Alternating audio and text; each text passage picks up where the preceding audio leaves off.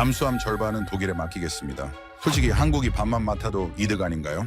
독일과 한국 사이에 줄타기하며 간을 보던 캐나다. 심지어 한국에는 말도 안 되는 조건으로 선을 넘었는데요. 자동차 공장을 우리 영토에 지어줄 것, 러시아 전쟁 시 캐나다 편에 설 것. 이것은 실리만 챙기겠다는 말뿐만이 아닌 한국을 완전히 무시해버리는 협상 카드였던 것이었죠.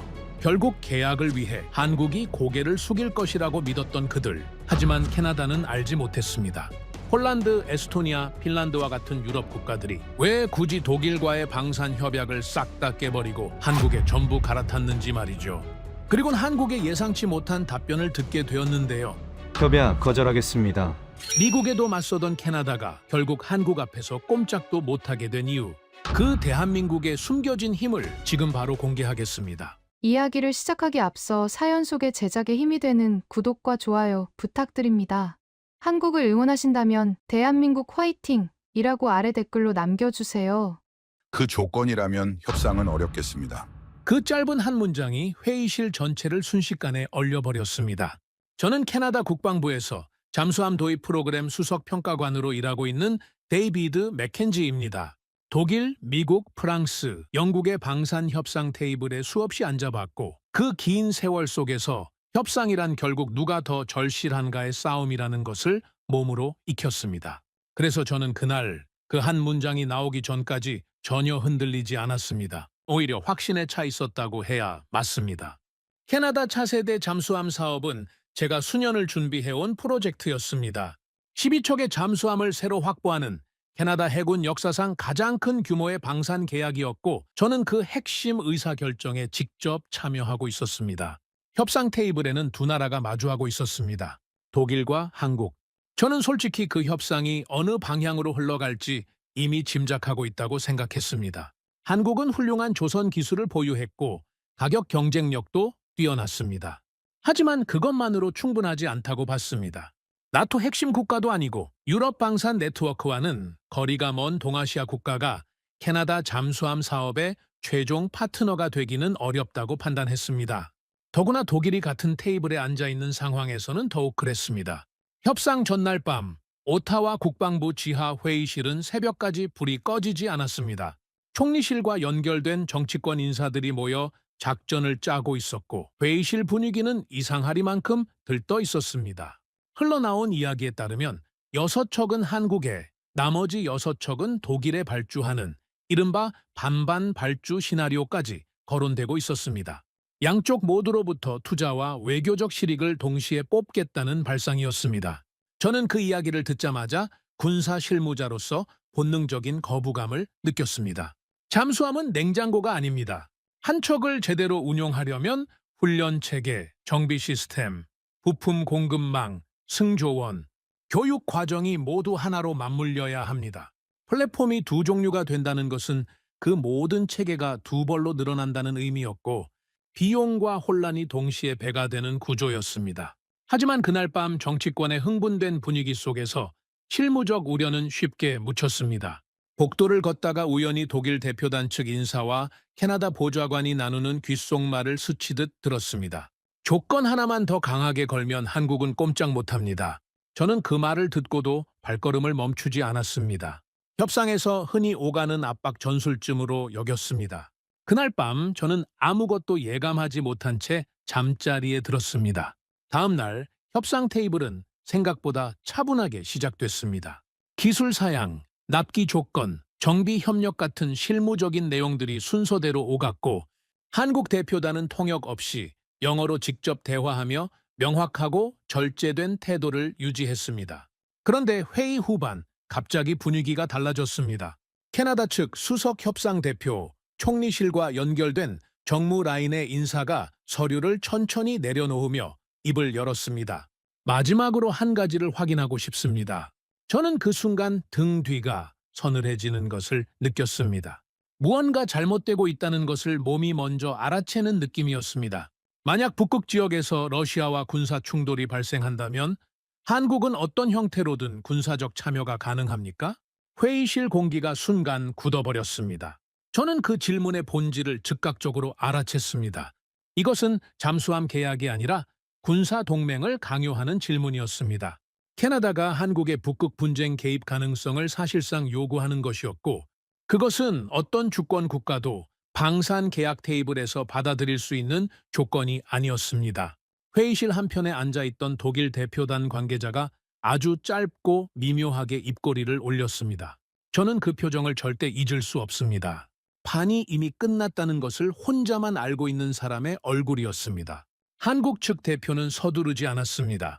잠시 침묵이 흐른 뒤 통역을 거치지 않고 조용하고 또렷한 영어로 짧게 말했습니다. 그 조건이라면 협상은 어렵겠습니다.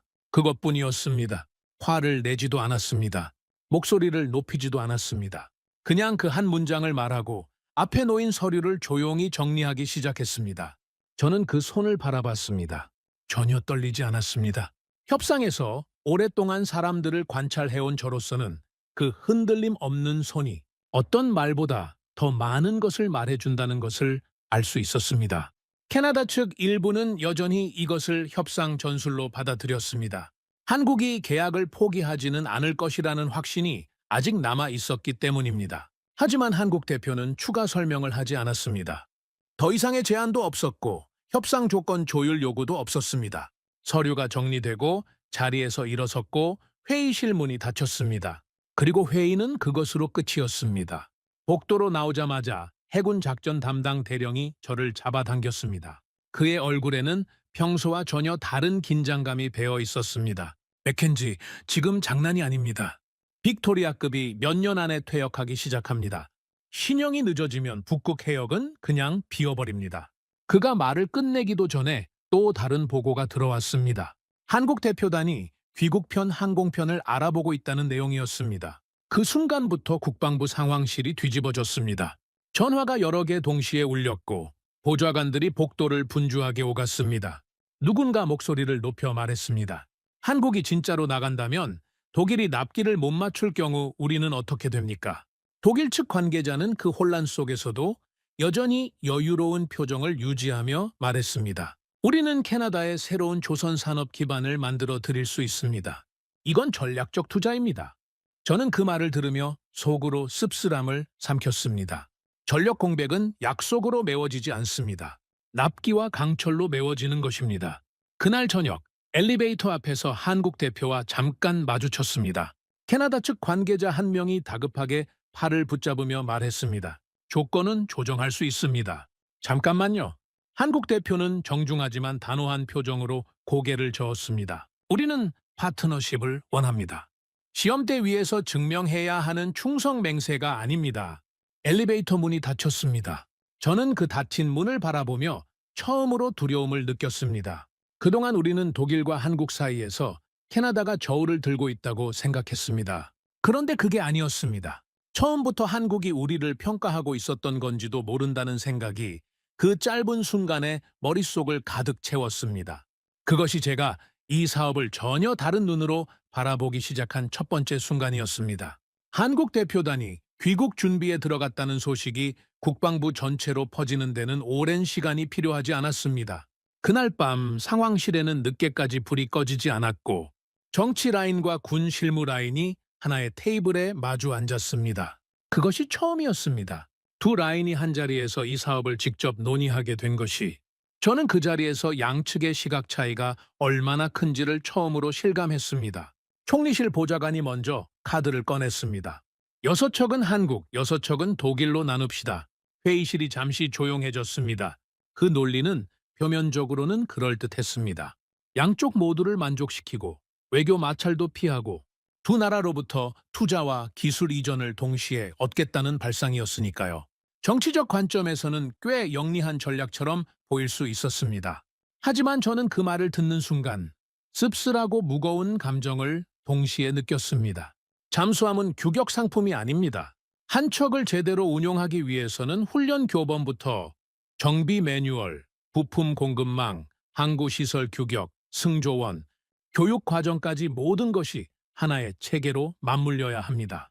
플랫폼이 두 종류가 되면 그 모든 체계가 두 벌로 늘어납니다.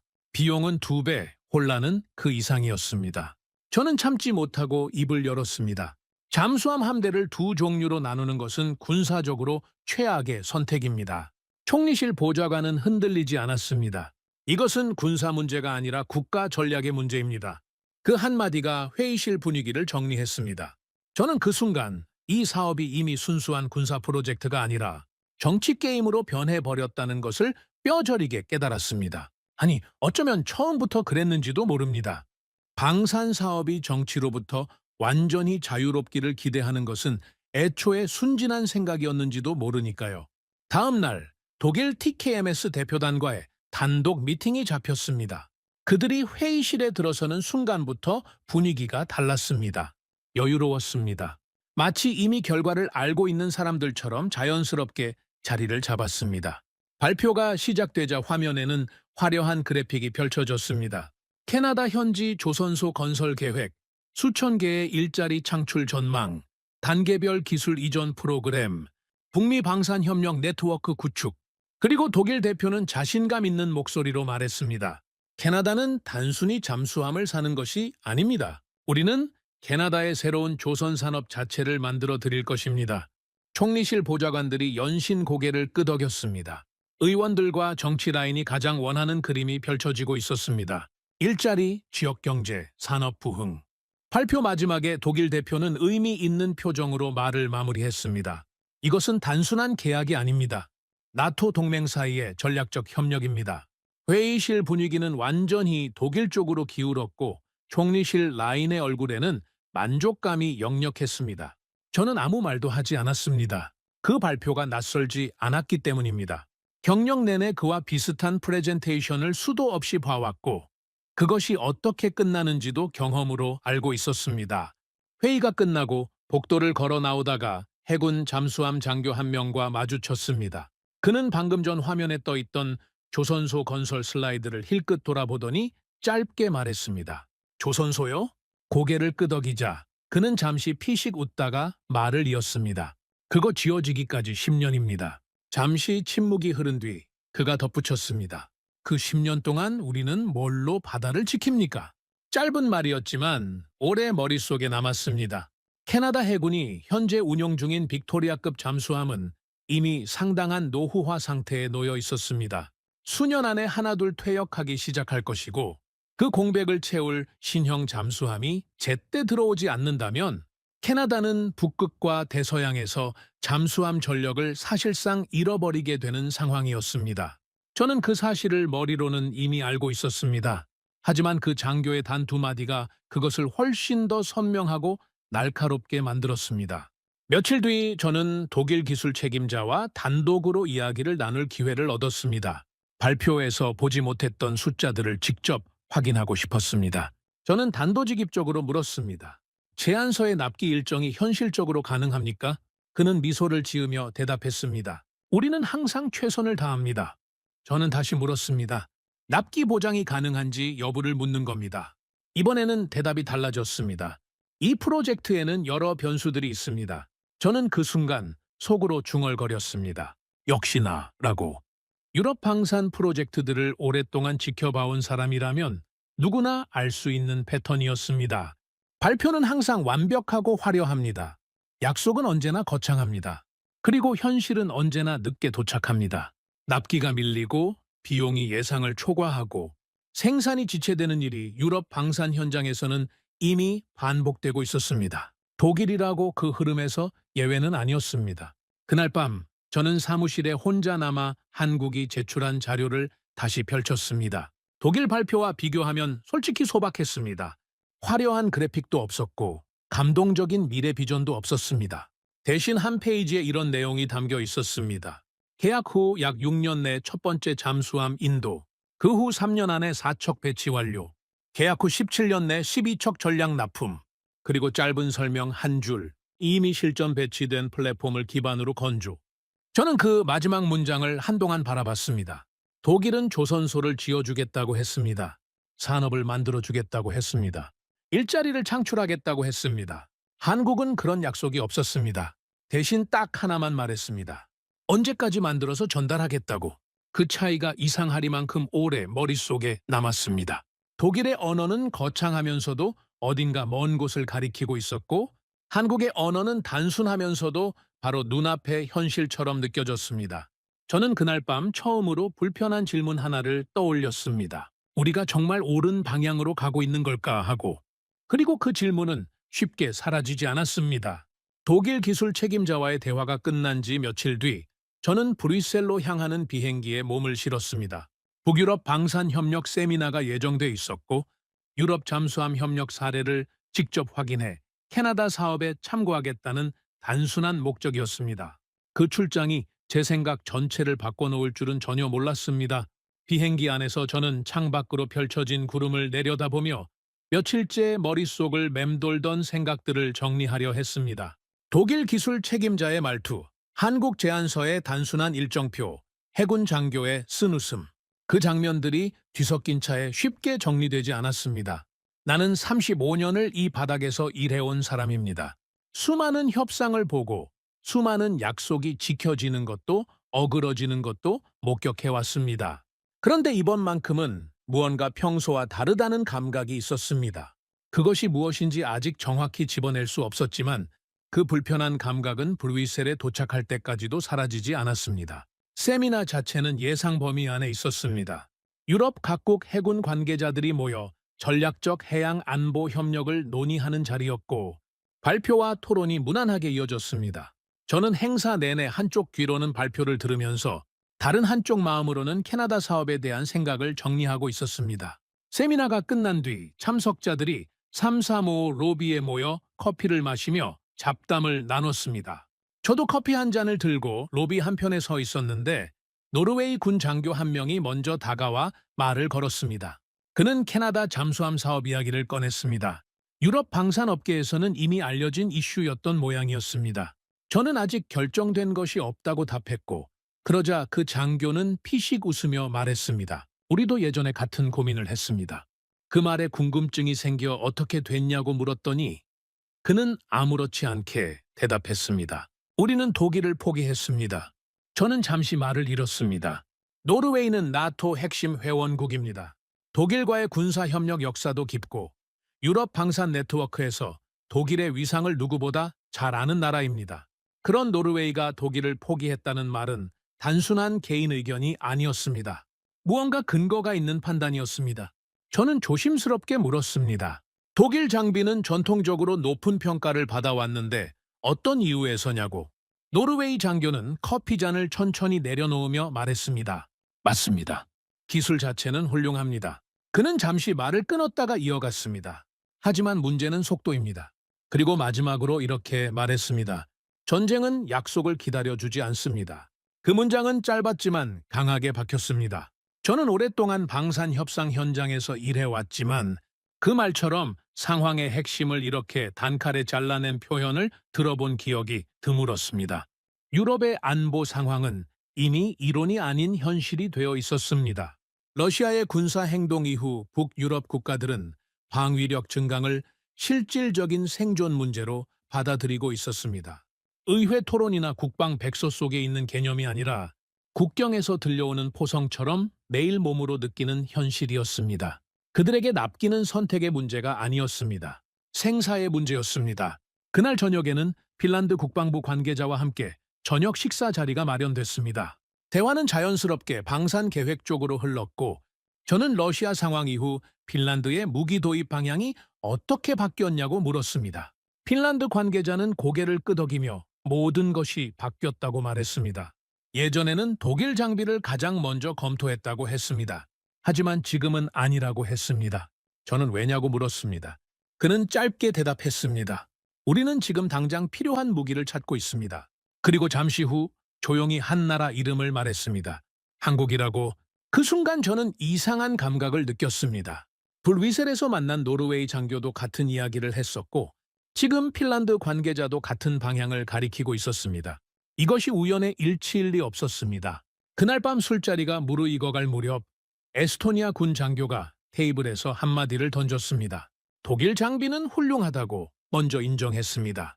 그러자 주변이 가볍게 동의하는 분위기로 흘렀습니다. 하지만 그 장교는 웃으며 말을 이었습니다. 문제는 그 장비가 언제 도착하느냐죠. 주변에서 웃음이 터졌습니다. 어느 나라 군인들이 웃는 상황인가를 생각하니 그 웃음의 의미가 묘하게 씁쓸했습니다. 그 장교는 잔을 들어 올리며 말했습니다. 독일은 계획을 줍니다.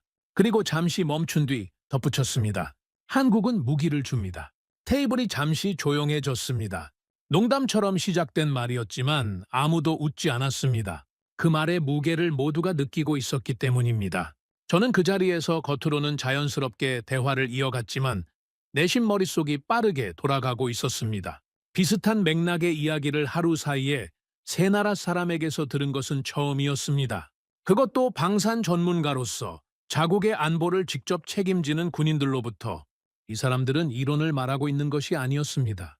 실제로 선택을 해야 했고 실제로 선택을 마친 사람들이었습니다.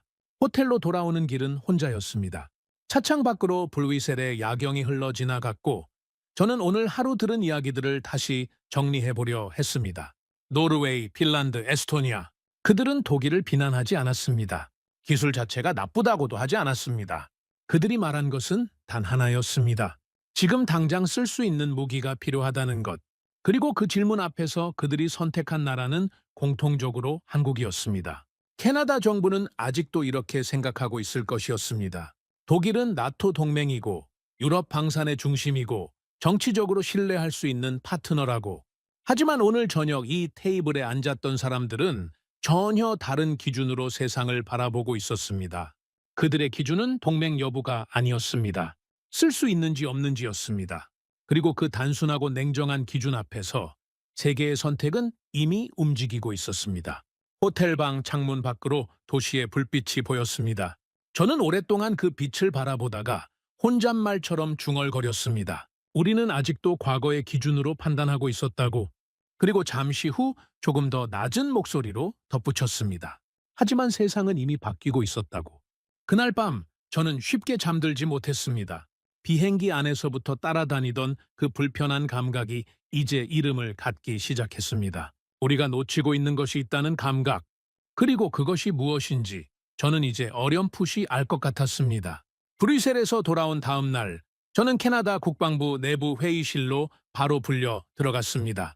회의실 분위기는 떠나기 전과는 분명히 달라져 있었습니다.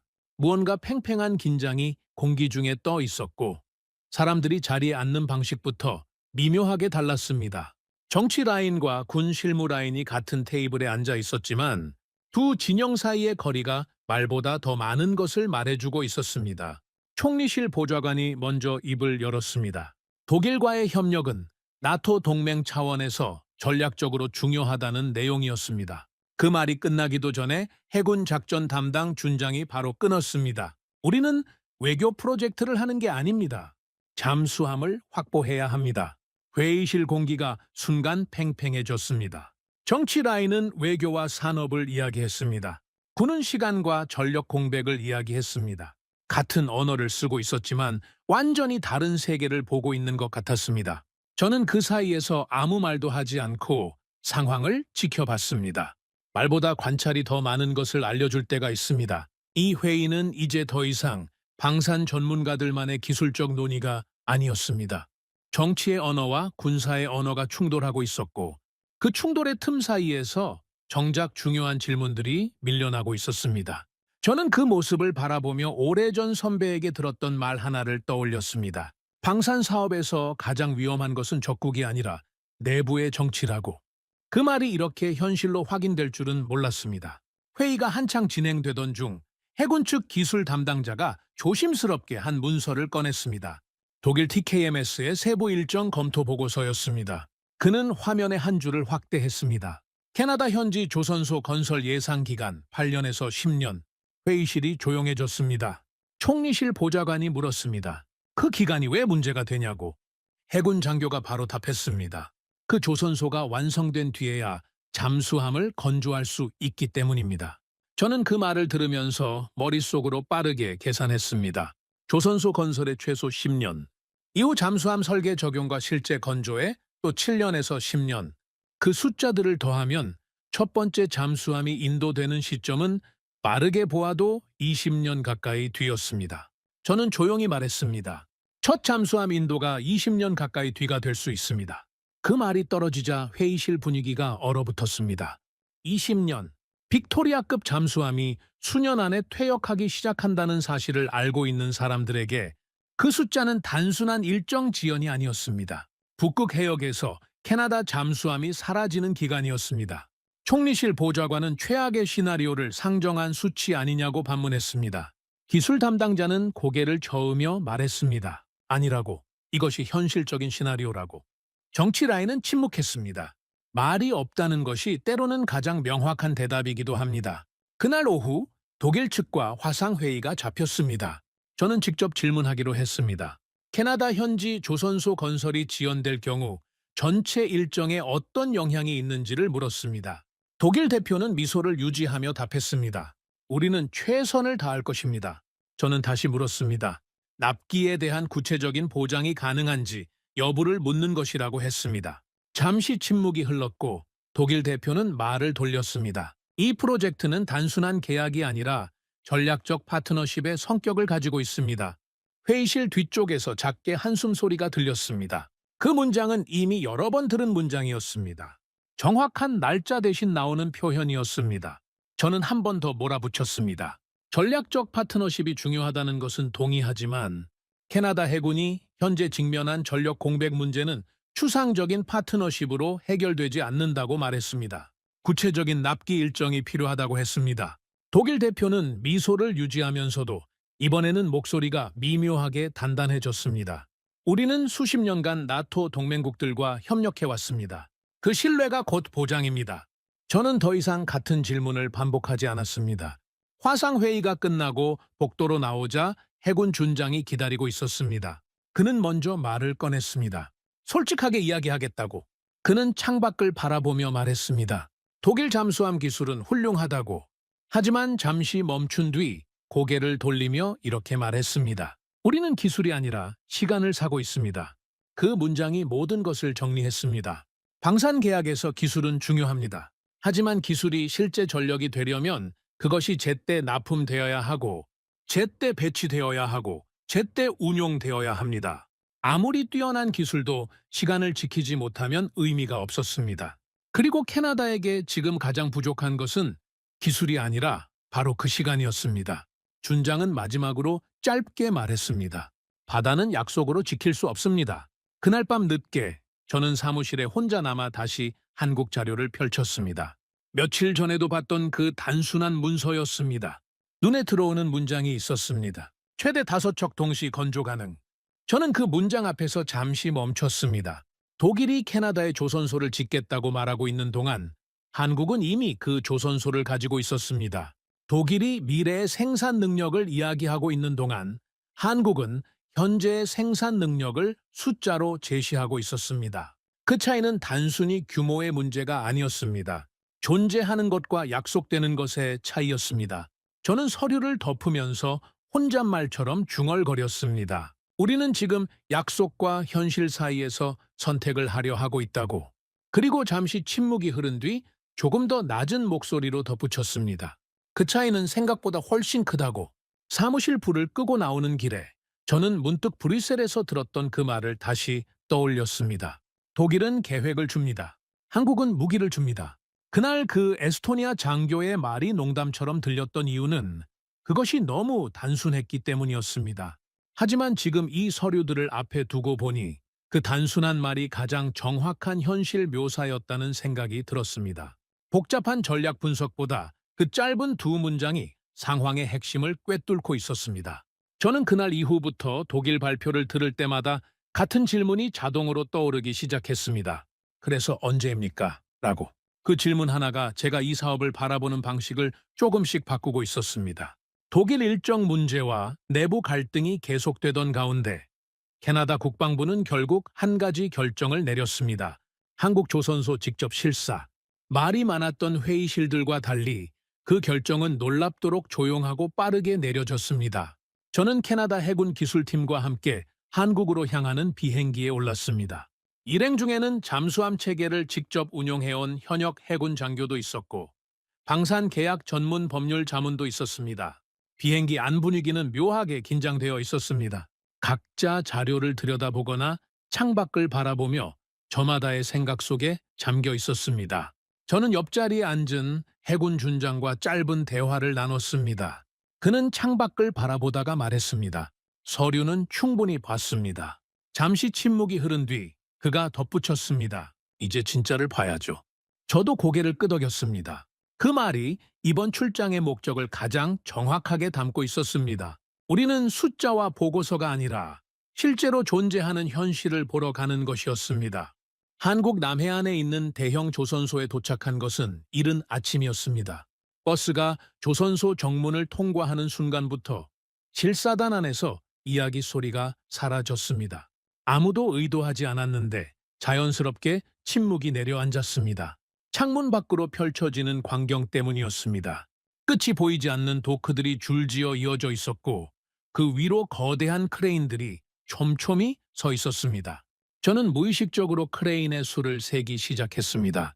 그러다 어느 순간 포기했습니다. 셀 수 있는 범위를 이미 넘어섰기 때문입니다. 바다와 맞닿은 도크 옆으로는 이미 완성 단계에 가까워 보이는 선박 구조물들이 놓여 있었고 조금 더 안쪽으로는 아직 기초 골격만 세워진 것들도 보였습니다. 다양한 완성도의 구조물들이 하나의 공간 안에서 동시에 생명을 얻어가고 있었습니다. 그것은 조선소가 아니었습니다. 하나의 거대한 산업 도시였습니다. 버스가 멈추자 한국 측 관계자가 조용한 목소리로 설명했습니다. 현재 이곳에서 동시에 여러 군함과 잠수함이 건조되고 있습니다. 실사단 안에서 낮은 탄성이 새어나왔습니다. 저는 잠시 말을 잃었습니다. 그가 지금까지 보아온 유럽의 조선소들은 규모나 밀도 면에서 이 공간과 비교 자체가 되지 않았습니다. 유럽의 조선소들이 정밀하게 관리되는 작업장이라면 이곳은 그 작업장 수십 개가 하나의 유기체처럼 연결된 공간이었습니다. 실사단은 한국 측 안내를 따라 건조 도크 안으로 들어갔습니다. 도크 안에는 잠수함 선체가 놓여 있었습니다. 아직 외형이 완전히 갖춰지지는 않았지만 그 규모와 정밀도는 즉각적으로 눈에 들어왔습니다. 저는 그 선체 앞에서 한동안 발길을 멈췄습니다. 수십 년간 방산 현장에서 일해온 저조차 그 순간 무언가 압도되는 느낌을 받았습니다. 그것은 단순한 구조물이 아니었습니다.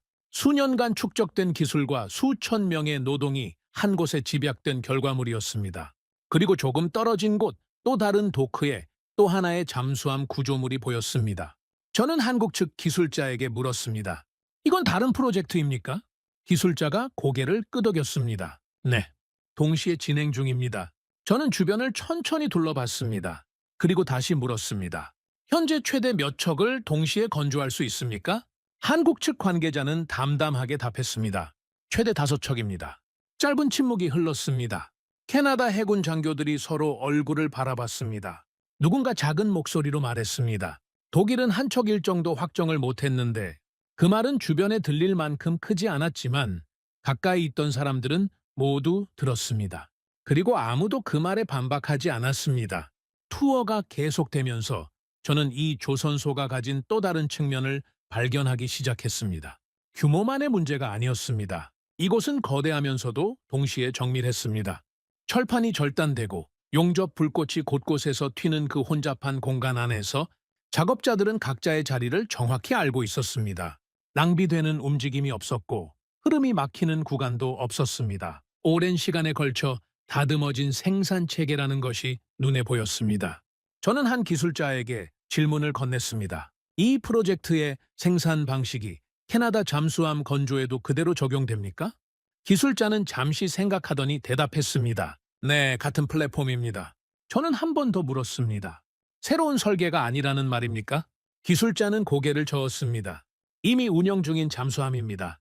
그는 도크 안의 잠수함 선체를 가리키며 말을 이었습니다. 우리는 새로운 것을 만드는 것이 아니라 이미 있는 것을 더 빨리, 더 많이 만들 수 있습니다.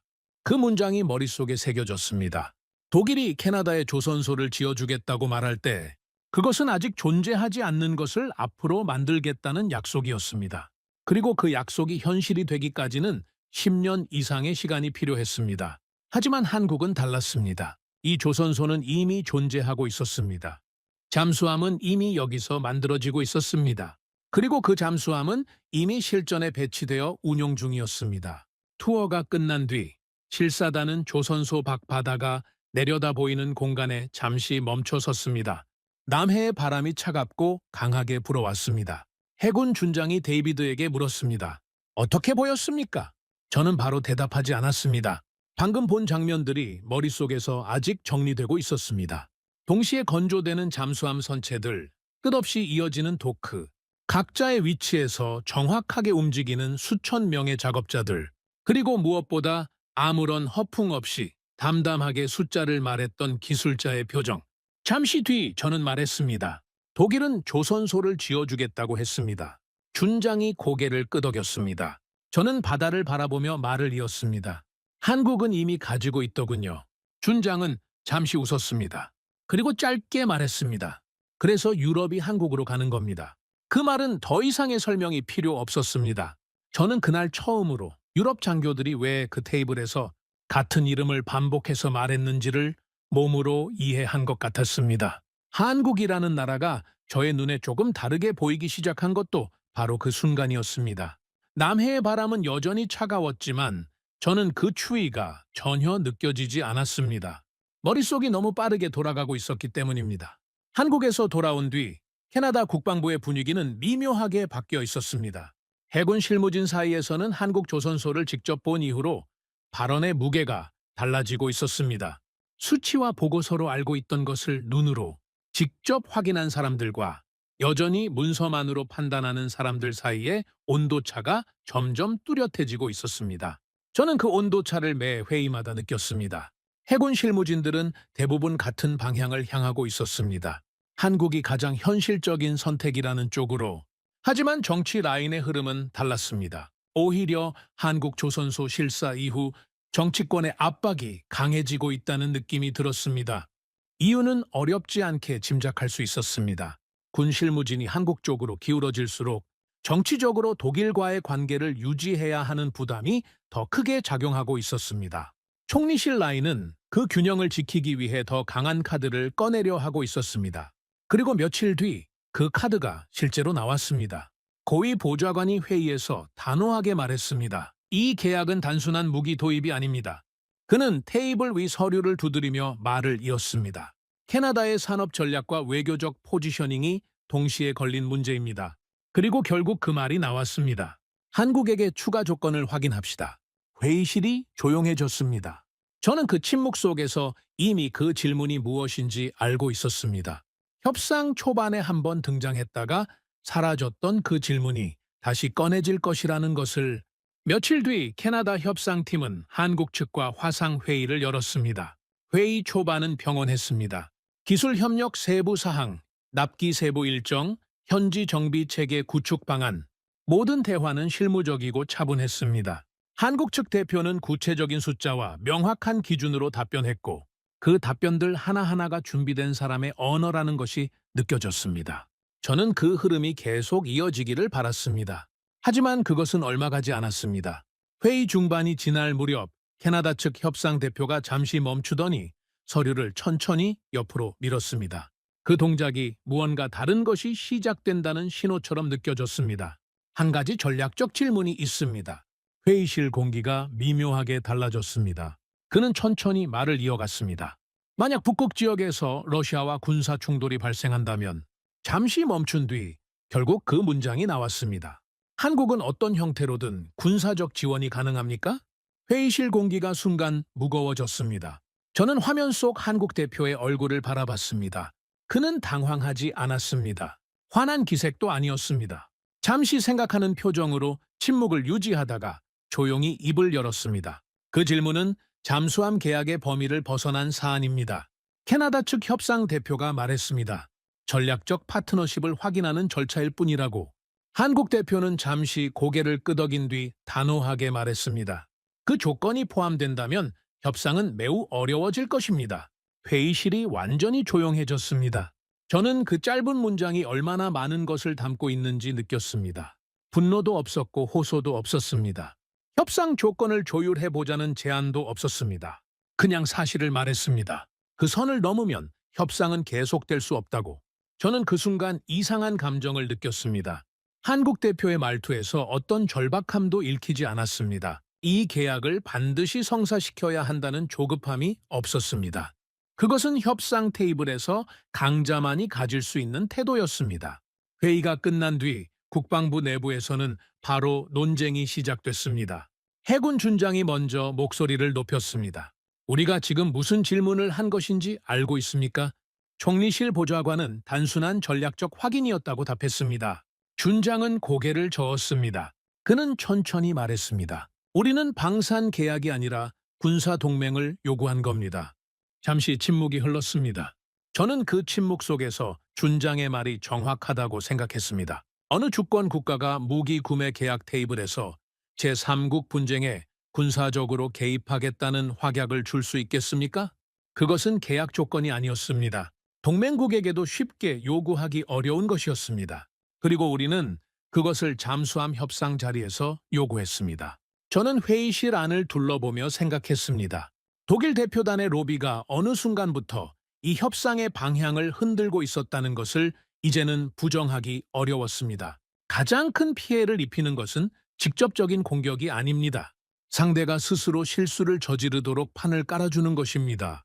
그날 밤 늦게 데이비드는 국방부 상황실로 호출됐습니다. 실무 담당자가 보고서를 건넸습니다. 저는 서류를 펼쳤습니다. 거기에는 짧은 문장이 적혀 있었습니다. 한국 협상팀 귀국 일정 검토 중. 저는 잠시 그 문장을 바라봤습니다. 실무자가 조심스럽게 말했습니다. 아직 확정된 것은 아니라고. 하지만 그 의미는 이미 충분히 분명했습니다. 한국이 협상 테이블에서 물러날 수 있다는 신호였습니다. 저는 보고서를 내려놓고 국방부 건물 밖으로 나왔습니다. 늦은 밤 오타와의 공기는 차갑고 조용했습니다. 저는 계단 위에 잠시 서 있었습니다. 한국 대표는 화를 내지 않았습니다. 목소리를 높이지도 않았습니다. 그저 차분하게 한 문장을 말했을 뿐이었습니다. 그 조건이 포함된다면 협상은 어렵다고. 그런데 그 짧은 문장이 이상하게도 가장 무겁게 남아 있었습니다. 저는 문득 깨달았습니다. 캐나다 정부는 여전히 이렇게 생각하고 있었습니다. 한국은 결국 이 계약을 원할 것이라고. 그러나 지금 벌어지고 있는 현실은 그 반대였습니다. 한국은 조용히 아무런 소란 없이 협상 테이블에서 물러나는 방향으로 움직이고 있었습니다. 저는 혼잣말처럼 중얼거렸습니다. 우리가 정말로 잘못 건드린 걸까? 그 밤 저는 처음으로 우리가 이 협상을 주도하고 있다는 착각을 완전히 내려놓기 시작했습니다. 다음 날 아침 저는 평소보다 이른 시간에 국방부로 호출됐습니다. 복도를 걸어 들어서는 순간부터 분위기가 달랐습니다. 상황실 안에서는 여러 사람이 빠르게 움직이고 있었고 벽면 스크린에는 협상 일정표와 각국 대표단 동향 자료들이 펼쳐져 있었습니다. 실무 담당자가 다가와 말했습니다. 한국 협상팀 일정이 변경됐습니다. 저는 화면을 바라봤습니다. 간단한 문장이 표시돼 있었습니다. 한국 대표단 귀국 일정 조정 확인. 저는 물었습니다. 협상 일정은 어떻게 됐냐고. 잠시 침묵이 흐른 뒤 실무자가 대답했습니다. 확정된 후속 회의는 없습니다. 그 짧은 문장이 상황실 안에 묘한 무게로 내려앉았습니다. 저는 잠시 화면을 바라봤습니다. 이것은 단순한 일정 변경이 아니었습니다. 한국이 더 이상 이 협상을 진행할 의향이 없다는 신호를 조용히 보내고 있는 것이었습니다. 소리 없이, 격양 없이, 그러나 분명하게. 잠시 뒤 긴급 회의가 소집됐습니다. 총리실 보좌관이 먼저 발언했습니다. 한국이 협상에서 완전히 빠질 가능성은 낮다고. 이 계약은 규모 면에서 한국이 쉽게 포기할 수 있는 사업이 아니라고 단호하게 말했습니다. 하지만 해군 준장이 바로 끊었습니다. 그건 우리가 그렇게 생각하는 겁니다. 회의실이 잠시 조용해졌습니다. 준장은 말을 이었습니다. 한국은 이미 세계 여러 나라와 계약을 진행하고 있습니다. 그리고 잠시 멈춘 뒤 덧붙였습니다. 우리가 유일한 고객이 아닙니다. 그 말은 단순한 사실이었지만 회의실 분위기를 완전히 뒤바꿔 놓았습니다. 저는 그 말이 얼마나 중요한 지적인지 즉각적으로 느꼈습니다. 우리는 그동안 이 협상을 캐나다 중심으로 생각해왔습니다. 캐나다가 선택하는 것이고 캐나다가 조건을 정하는 것이라고. 하지만 현실은 달랐습니다. 한국 조선소에서 봤던 그 광경을 떠올렸습니다. 끝없이 이어지는 도크, 동시에 건조되는 선체들, 그리고 세계 각국에서 들어오는 계약들. 그 조선소는 캐나다를 기다리고 있지 않았습니다. 그곳은 이미 충분히 바쁜 곳이었습니다. 그날 오후 독일 TKMS 대표단이 캐나다 국방부를 다시 방문했습니다. 그들이 회의실로 들어서는 모습에서 저는 또다시 그 여유로움을 발견했습니다. 상황을 알고 있는 사람들의 여유였습니다. 독일 대표는 자리에 앉으며 담담하게 말했습니다. 협상에는 언제나 이런 굴곡이 있다고. 중요한 것은 결국 현실적인 선택이라고. 그리고 커피잔을 내려놓으며 덧붙였습니다. 결국 캐나다는 현실적인 선택을 하게 될 겁니다. 총리실 보좌관이 그것이 독일을 의미하는 것이냐고 물었습니다. 독일 대표는 미소를 지었습니다. 우리는 오랜 동맹입니다. 그 말은 부드러웠지만 속에 담긴 의미는 분명했습니다. 한국이 물러난 자리는 자연스럽게 독일의 것이 된다는 계산이었습니다. 저는 그 미소를 보면서 복잡한 감정을 느꼈습니다. 그 미소가 자신감인지 확신인지 구분하기 어려웠지만 한 가지만큼은 분명했습니다. 독일은 처음부터 이 흐름이 자신들에게 유리하게 흘러가도록 판을 깔고 있었다는 것을. 회의가 끝난 뒤 저는 자리로 돌아와 또 다른 보고서를 펼쳤습니다. 유럽 방산시장 동향 자료였습니다. 무심코 페이지를 넘기다가 한 부분에서 손이 멈췄습니다. 최근 수년간 유럽 국가들의 방산 계약 현황이 정리된 표였습니다. 폴란드, 노르웨이, 핀란드, 에스토니아, 그리고 몇몇 다른 나라들. 저는 공통 항목 칸을 눈으로 따라갔습니다. 한국산 무기 도입, 한국과의 방산 계약 체결, 한국 방산 협력 확대. 같은 단어가 반복됐습니다. 저는 그 자료를 한동안 바라봤습니다. 브뤼셀에서 들었던 이야기들, 노르웨이 장교의 말, 핀란드 관계자의 말, 에스토니아 군인의 농담 같은 한 문장. 그 모든 이야기들이 이 표의 숫자들과 겹쳐지기 시작했습니다. 이것은 우연이 아니었습니다. 러시아의 군사 행동 이후 위기감이 가장 높은 나라들, 시간이 가장 절박한 나라들이 선택한 결과였습니다. 그들은 이념이나 동맹 관계로 선택하지 않았습니다. 지금 당장 쓸 수 있는 무기를 만들어주는 나라를 선택했습니다. 그리고 그 선택이 반복되고 있었습니다. 저는 조용히 중얼거렸습니다. 이게 우연일까라고. 밤이 깊어갈 무렵 저는 국방부 복도를 천천히 걸었습니다. 불이 꺼진 사무실들이 줄지어 있었고 복도 끝 창문으로 오타와의 밤하늘이 보였습니다. 저는 지난 몇 달을 천천히 되짚었습니다. 처음 이 사업이 시작됐을 때 저는 확신하고 있었습니다. 독일이 최종 파트너가 될 것이라고. 한국은 좋은 후보지만 결국 나토 동맹인 독일이 선택될 것이라고. 그 확신은 경험에서 온 것이었습니다. 수십 년간 봐온 방산 협상의 패턴이었습니다. 그런데 지금 그 확신이 조금씩 흔들리고 있었습니다. 캐나다 정부는 여전히 이렇게 생각하고 있었습니다. 한국은 계약을 원하기 때문에 결국 양보할 것이라고. 하지만 지금 벌어지고 있는 상황은 그 반대였습니다. 한국은 협상 테이블에서 조용히 물러나고 있었습니다. 분노도 없이 항의도 없이 그냥 자연스럽게. 저는 창문 밖 어두운 하늘을 바라보며 중얼거렸습니다. 우리가 협상을 주도하고 있다고 생각했다고? 잠시 침묵이 흐른 뒤 다시 말했습니다. 하지만 어쩌면 이라고.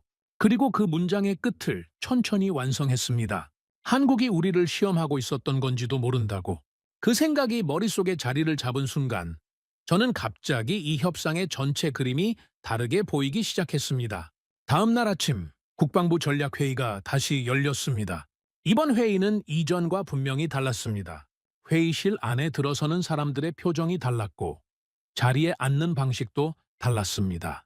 그동안 조심스럽게 테이블 아래에 있던 말들이 드디어 수면 위로 올라오려 하고 있었습니다. 해군 준장이 먼저 입을 열었습니다. 천천히 그리고 또렷하게 말했습니다. 우리가 한국을 놓칠 수도 있습니다. 회의실이 조용해졌습니다. 그동안 아무도 입 밖으로 꺼내지 않았던 말이 드디어 테이블 위에 올라왔습니다. 총리실 보좌관이 반응했습니다.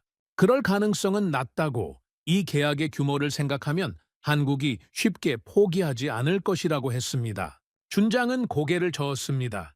아닙니다. 잠시 말을 고른 뒤 이어 말했습니다. 한국은 이 계약에 매달릴 이유가 없습니다. 회의실 공기가 완전히 바뀌었습니다. 저는 그 말을 들으면서 동시에 수긍하고 있었습니다.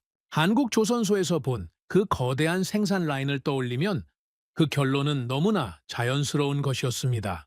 그곳에서 캐나다 계약 하나가 사라진다고 해서 그 조선소가 멈추지는 않습니다. 세계 곳곳에서 계약들이 들어오고 있었고 그 조선소는 이미 충분히 바쁜 곳이었습니다. 회의 중반 기술 담당팀이 독일 프로젝트 분석 결과를 다시 발표했습니다. 화면에는 숫자들이 나열된 간단한 계산표가 떴습니다. 캐나다 현지 조선소 건설 최소 8년에서 10년, 이후 잠수함 설계 적용 및 건조 최소 7년에서 10년. 저는 조용히 그 숫자들을 더했습니다. 그리고 말했습니다. 첫 잠수함 인도가 20년 가까이 뒤가 될 가능성이 있습니다. 총리실 보좌관이 물었습니다. 그것이 최악의 시나리오 아니냐고? 기술 담당자가 고개를 저었습니다. 아닙니다. 현실적인 시나리오입니다. 그 대답 이후 회의실에 긴 침묵이 흘렀습니다. 그 침묵 속에서 다음 화면이 넘어갔습니다. 한국 제안 일정이 나타났습니다. 계약 후 약 6년 내 첫 번째 잠수함 인도, 계약 후 약 9년 내 4척 배치 완료, 계약 후 약 17년 내 12척 전략 납품. 회의실에서 누군가 작게 중얼거렸습니다. 거의 15년 차이군. 그 숫자는 단순한 일정 비교가 아니었습니다. 캐나다 잠수함 전력이 존재하는 기간과 공백으로 남는 기간의 차이였습니다. 빅토리아급이 퇴역하기 시작하는 시점부터 신형 잠수함이 배치되는 시점까지의 간격, 북극 해역과 대서양에서 캐나다의 잠수함이 사라져 있는 기간, 그것이 단순히 숫자로 환산된 것이었습니다. 저는 그 두 가지 일정표를 나란히 바라보면서 처음으로 이 선택이 단순히 어느 나라의 잠수함을 사느냐의 문제가 아니라는 것을 완전히 이해했습니다. 이것은 캐나다가 앞으로 수십 년을 어떤 해군력으로 살아갈 것인지의 문제였습니다. 회의가 끝난 뒤 저는 자리에서 일어나 창가로 걸어갔습니다. 머릿속에 며칠 전 한국 조선소에서 본 장면들이 다시 떠올랐습니다. 버스 창문 밖으로 보였던 끝없는 크레인들, 동시에 건조되고 있던 잠수함 선체들, 그리고 그 거대한 공간 안에서 각자의 자리에서 정확하게 움직이던 수천 명의 사람들, 그리고 한국 기술자가 했던 말이 떠올랐습니다. 우리는 새로운 것을 만드는 것이 아니라 이미 있는 것을 더 빨리, 더 많이 만들 수 있습니다. 그 말의 의미를 이제는 완전히 이해할 수 있었습니다. 독일은 아직 존재하지 않는 것을 만들어주겠다고 약속하고 있었습니다. 한국은 이미 존재하는 것을 더 빠르게 전달하겠다고 말하고 있었습니다. 그 차이는 말의 화려함과 단순함의 차이가 아니었습니다. 약속과 현실의 차이였습니다. 그리고 방산 계약에서, 특히 시간이 촉박한 상황에서 그 차이는 결정적이었습니다. 그날 저녁, 저는 국방부 건물을 나서며 천천히 걸었습니다. 가로등 불빛 아래 오타와의 거리가 조용했습니다. 저는 이 사업이 시작된 이후 지나온 시간들을 하나씩 되짚었습니다. 처음 협상 테이블에 앉았을 때의 그 자신감, 독일의 화려한 프레젠테이션에 정치권이 흔들리던 장면, 해군 장교들이 조용히 우려를 토하던 복도의 대화들, 브뤼셀에서 들었던 유럽 군인들의 냉정한 목소리들, 한국 조선소의 압도적인 현실, 그리고 한국 대표가 조용히 하지만 분명하게 말했던 그 문장, 그 조건이라면 협상은 어렵겠습니다.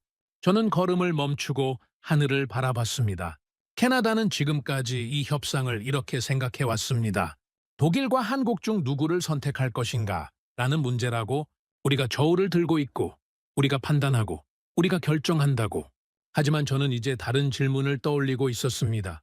한국이 캐나다를 선택할 것인가 라는 질문을. 저는 발걸음을 다시 옮기며 중얼거렸습니다. 우리는 한국을 시험했다고 생각했다고. 잠시 침묵이 흐른 뒤 그 문장의 끝을 완성했습니다. 하지만 결국 시험을 받은 쪽은 우리였다고. 그리고 그 순간 저는 하나의 사실을 인정했습니다. 세계 방산 시장에서 한국이 차지하고 있는 위치는 이미 단순한 공급국의 자리가 아니었습니다. 한국은 새로운 기준이 되어 있었습니다. 생산할 수 있는가, 제때 납품할 수 있는가, 그리고 어떤 외부 조건에도 원칙을 지킬 수 있는가. 그 기준 앞에서 세계는 이미 답을 내리고 있었습니다. 저는 국방부 건물을 마지막으로 한번 돌아봤습니다. 불이 켜진 창문들이 하나씩 눈에 들어왔습니다. 그 안에서 지금도 누군가 일하고 있을 것이었습니다. 아직도 독일이냐 한국이냐를 놓고 이야기하고 있을 것이었습니다. 하지만 저는 이제 그 질문이 이미 늦은 질문일 수도 있다는 것을 알고 있었습니다. 진짜 질문은 따로 있었습니다. 한국은 아직 우리를 기다리고 있는가? 저는 오랫동안 이 사업을 이렇게 생각해왔습니다. 캐나다가 독일과 한국 중 누구를 선택할 것인가 하는 문제라고.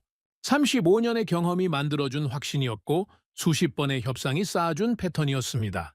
하지만 시간이 지나면서 저는 그 질문 자체를 잘못 보고 있었다는 것을 깨달았습니다. 한국은 우리를 설득하려 하지 않았습니다. 그들은 거창한 약속을 늘어놓지도 않았고 외교적 압박을 가하지도 않았습니다. 선을 넘는 질문 앞에서 협상 조건을 조율하겠다고 매달리지도 않았습니다. 대신 그들은 이미 만들어진 현실을 보여주었습니다. 세계 최대 수준의 조선소, 동시에 건조 가능한 생산 능력, 이미 실전에서 운용 중인 플랫폼, 그리고 정확한 납기 일정. 그 모든 것을 보고 나서야 저는 비로소 이해했습니다. 유럽의 군인들이 왜 같은 이름을 반복해서 말하고 있었는지를, 세계가 왜 한국을 선택하고 있는지를, 그리고 그 순간 저는 처음으로 이렇게 생각했습니다. 이 협상에서 진짜로 시험을 받고 있는 쪽은 우리가 아닐까 하고, 한국은 돈 앞에서 원칙을 굽히지 않았습니다. 한국은 압박 앞에서 조급해하지 않았습니다. 한국은 자신들이 무엇을 가지고 있는지 정확히 알고 있었고, 그것을 조용하지만 분명하게 보여주었습니다. 저는 그것을 단순한 협상 전술이라고 부르지 않겠습니다. 그것은 실력과 원칙이 만들어내는 태도였습니다. 이 이야기를 들으신 여러분께 한 가지 여쭤보고 싶습니다. 여러분이라면 이 협상에서 캐나다가 어떤 선택을 했어야 한다고 생각하시나요? 그리고 한국이 보여준 이 원칙 있는 태도, 어떻게 느껴지셨나요? 오늘 소개해드린 이야기처럼 대한민국은 지금 세계 방산 시장에서 단순한 무기 수출국을 넘어 신뢰와 실력으로 새로운 기준을 세우는 나라가 되었습니다. 구독과 좋아요로 응원해주시면 더욱 재미있는 이야기로 찾아뵙겠습니다. 해외 감동 사연을 소개해드리는 스페셜 코리아였습니다. 감사합니다.